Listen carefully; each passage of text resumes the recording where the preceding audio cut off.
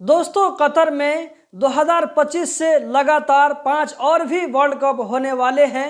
इसके बारे में मैं आप लोगों को आगे डिटेल से बताने वाला हूं और रेफरेंस भी शेयर करने वाला हूं, तो वीडियो के साथ में आप लोग आखिर तक बने रहें।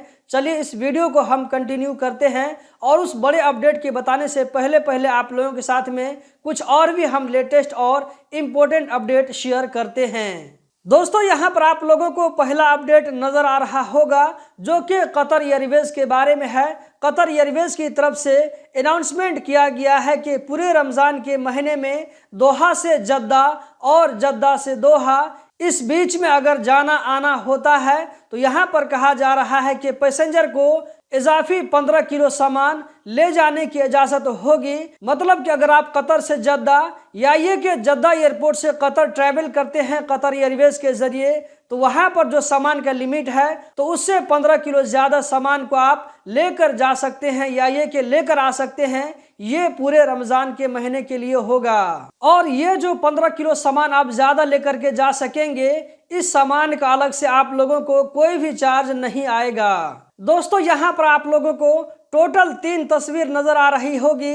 इसके ऊपर में एक कैप्शन भी लिखा हुआ नजर आ रहा होगा जिसमें कहा जा रहा है कि 10 साल पहले रमज़ान के महीने में खास करके शाम के वक्त में बहुत ज़्यादा भीड़ भाड़ हो जाती थी रोड पर और उस भीड़ भाड़ से निकलने के लिए दिक्कत और परेशानी होती थी। ये लगभग 10 साल पहले की बात बताई जा रही है, जबकि अभी का जो सिचुएशन है कतर में, इसमें से एक तस्वीर को जूम करके शेयर करना चाहूँगा। यहाँ पर देख सकते हैं इस तस्वीर को जो है टैग करते हुए कहा जा रहा है कि अब कतर में ऐसे ऐसे रास्ते बन गए हैं कि इन रास्तों को यूज़ करते हुए हम आसानी से कहीं पर भी जा सकते हैं। अगर आप जनूब से शमाल जाना चाहें तो लगभग पौने घंटा का रास्ता बनता है, आप आसानी से जा सकते हैं बिना भीड़ भाड़ को फेस किए हुए।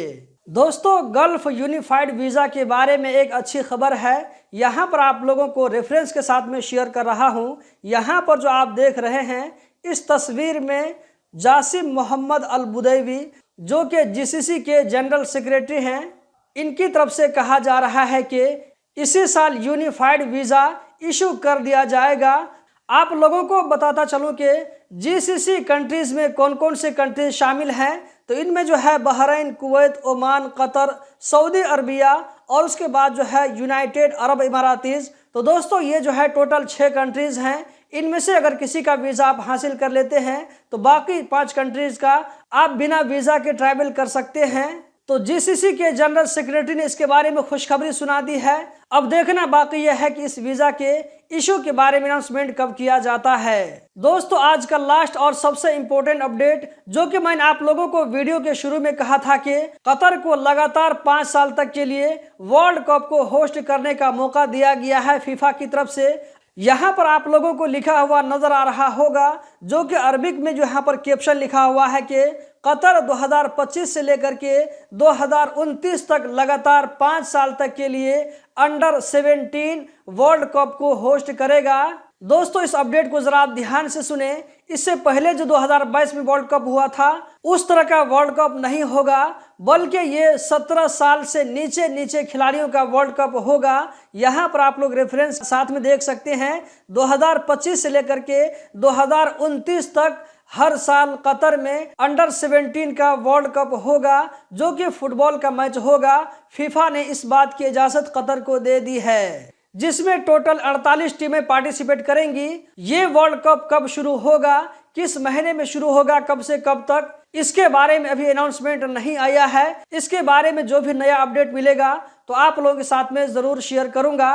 तो गल्फ एक्सपर्ट यूट्यूब चैनल के साथ में बने रहें ताकि आप लोगों को टाइम पर सब कुछ अपडेट मिलता रहे।